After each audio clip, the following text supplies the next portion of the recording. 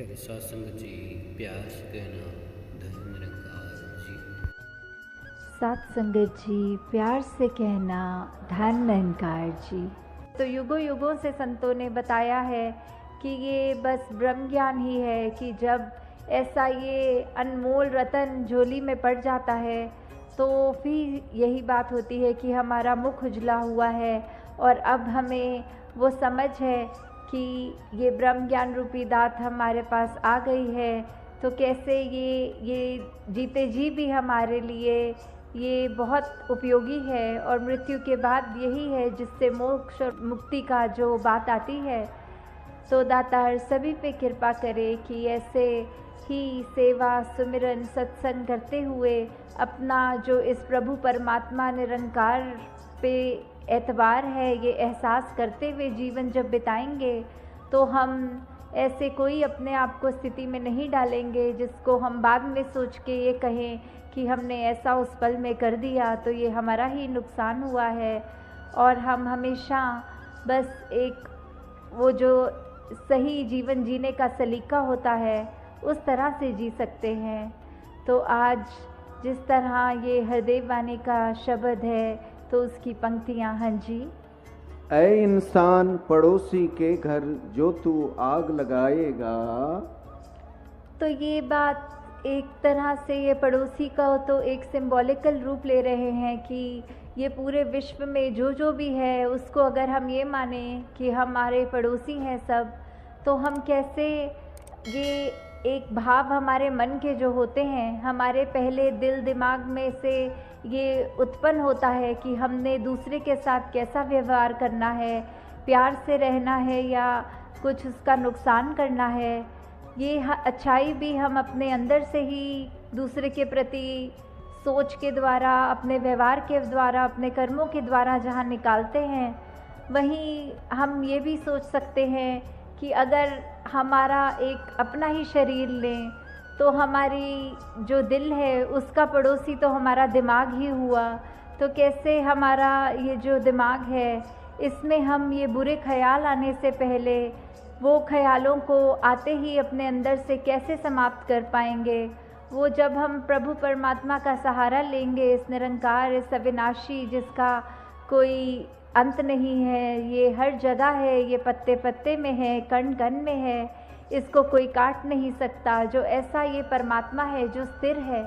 जो हमेशा से कायम दायम है, जब हम इसका सहारा लेते हैं तो ही वो बात हमारे अंदर ढलती है कि फिर हम जानबूझकर अपने दिमाग में कोई ना गलत बात किसी के प्रति, ना ही कोई अपने लिए नुकसानदा ये सोच को उत्पन्न भी होने देंगे। और वो कर्म तो दूर की बात कि फिर दूसरे के लिए नुकसान के लिए कोई कर्म हमारा होगा। जैसे इस बात में ये आ रहा है कि कैसे हम अगर कोशिश करेंगे कि अपने पड़ोसी को का घर जला दें तो फिर वो बात कि हमने पहले वो सोच अपने अंदर आई। अगर कोई जलता हुआ कोयला है कि हमारा दिल कर रहा है हम उसको अपने हाथ से उठा के किसी दूसरे की तरफ मारें ताकि वो जल जाए, तो जैसे ही हम उस गर्म कोयले को पकड़ेंगे तो पहला नुकसान हमारे हाथ का उसने ही जलना है, दूसरे के ऊपर तो वो कोयला बाद में गिरेगा। तो वही बात हम अपने मन में जितना ऐसे कड़वे भाव एक बुरी मति को लेकर जो दिल में रखते हैं तो उसका पहला नुकसान हमारा अपना ही है। हाँ जी। हवा का रुख बदला तो तेरा खुद का घर जल जाएगा। तो ये बात कि कैसे परिस्थितियां तो जीवन में अनेक आती हैं, तो कैसे आज अगर ये सोच के कि दूसरे का घर जला दूंगा उससे मैं तो ऊंचा हो जाऊंगा, उसका नुकसान हो जाएगा। पर अगर वही बात हम सोचें कि ये परमात्मा तो सबके जीवन का ये रचता, तो इसने ये बहुत खूबी से हर एक का जहाँ जीवन लिखा हुआ है वही बात आ जाती है कि परमात्मा को फिर अगर ऐसी कोई स्थिति हमारे लिए ले आए कि कोशिश तो हमने दूसरे के नुकसान के लिए की थी और नुकसान अपना ही हो बैठा वो करते करते, तो वही कि एक अगर आग लगा दी किसी के घर में, किसी का नुकसान किया, तो जब हवा विपरीत दिशा में चल पड़ी तो वो लपटें आग की मेरे अपने घर में आ गई और मेरा अपना वो घर जल गया। और यही बात एक शायर ने भी बहुत खूबसूरती से की है। अरे ओ जलाने वाले,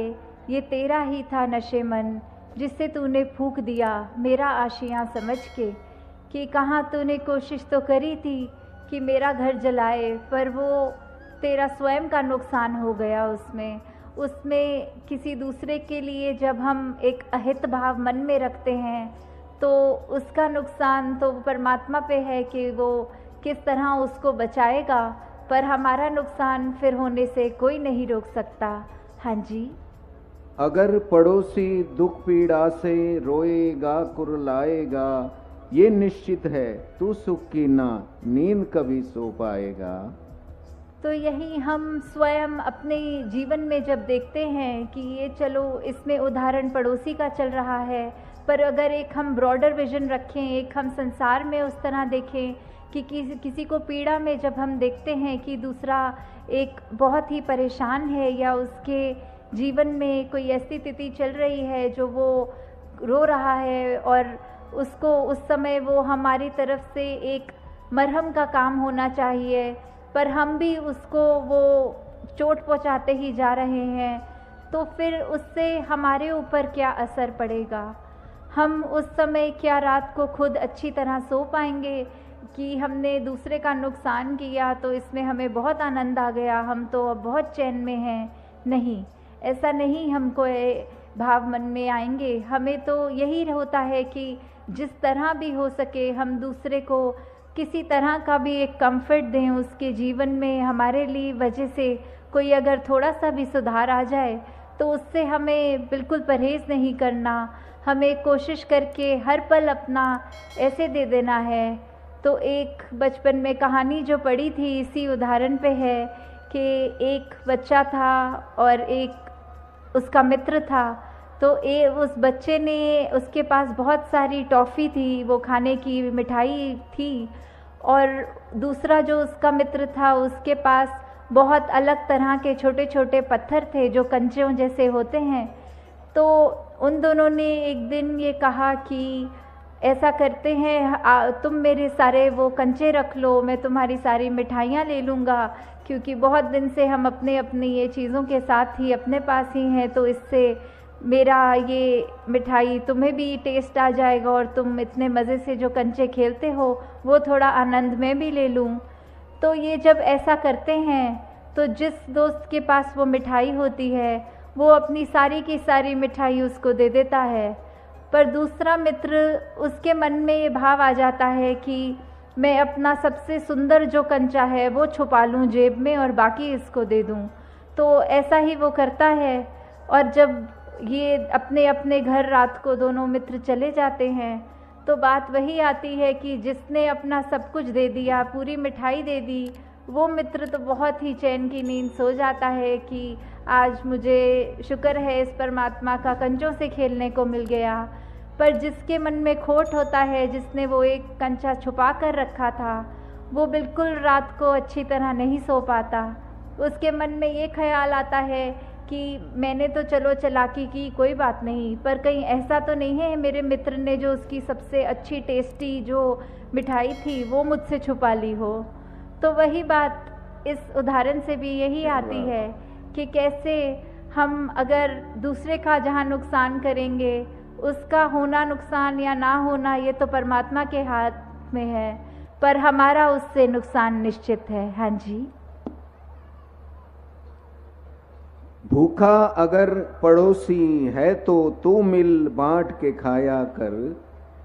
तो कैसे हमारे इसमें व्यवहार के अंदर जहाँ अच्छाइयाँ हमें प्रतिदिन और डालनी चाहिए, वहीं दूसरों के हित के लिए कि अगर हमें कोई दिख रहा है कि किसी की स्थिति उस रूप में है कि अगर किसी को किसी चीज़ की आवश्यकता है और वो चीज़ अगर हमारे जीवन में है, चाहे वो कोई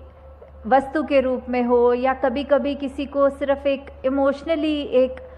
मन से सिर्फ एक चाहिए होती है, वो सांत्वना कह लें या जो भी, कि हम अपने मन के रूप में उसको एक तरह से एक राहत दे सकें। चाहे कोई भी रूप हो जीवन में, किसी के पास अगर कोई चीज़ नहीं और हमारे पास वो है तो हम उसको अगर उसके साथ बांटेंगे अगर हमारे को तो परमात्मा ने ऐसा दिया है कि हमारा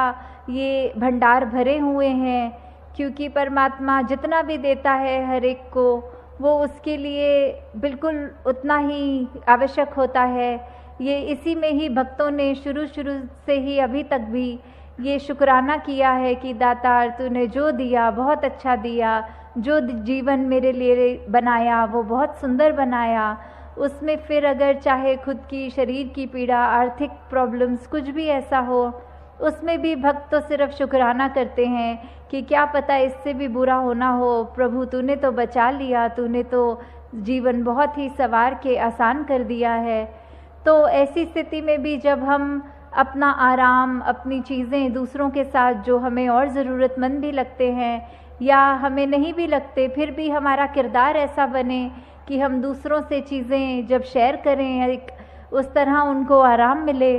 तो वो जब हम करेंगे, ये मिल बांट के पड़ोसी के साथ जब खाएंगे, तो उसका जो एक आनंद हमें मिलेगा, वो हमारा जीवन में जो हमको खुशी देगा, वो हमें कोई वस्तु नहीं दे सकेगी। वो अपने चरित्र को जैसे जैसे हम निखारेंगे, वो हमको एक सेटिस्फैक्शन तभी मिलेगी। उस अनुसार जब चलता है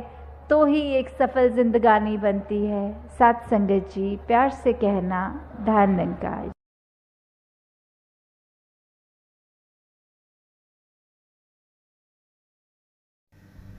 प्यारी सत्संग जी, प्यार से कहना धन निरंकार जी। सतगुरु के प्यारे साजीनाव जी, प्यारे संतों महापुरुषों, आप जी के चरणों में दास का प्यारा प्यारा कोटि कोटि धन निरंकार जी।